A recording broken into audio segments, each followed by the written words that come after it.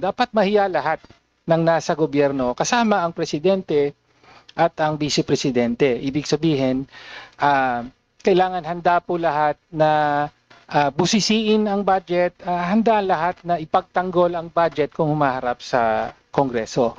So yun po yung unang punto. Pangalawang punto, nais ko lang pong magpahayag ng lubos na pagkadismaya pa rin.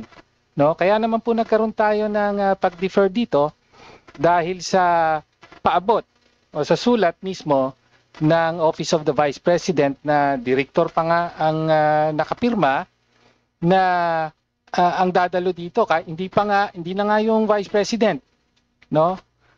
Pero ang minimum natin for Office of the President and Office of the Vice President yung Chief of Staff, di ba?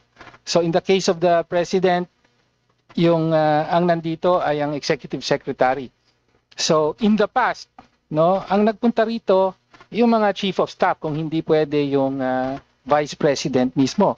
Pero sa sulat nila, ano po ba, ASEC po ba ang papupuntahin? An ASEC for budget. So again, sabi ko nga, nagpapahayag ang kinatawang ito ng lubos na pagkadismaya na hindi pa rin nagbabago ang Vice Presidente sa labas, no, sa media, panayang pahayag na handa siyang ipagtanggol ang kanyang budget at wala siyang tinatago, no, at handang humarap sa proper venue.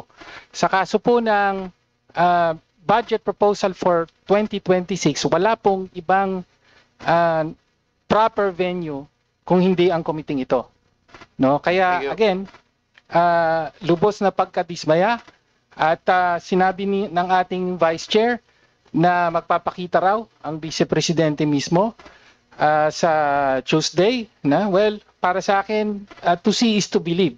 No? So, hintayin natin yan.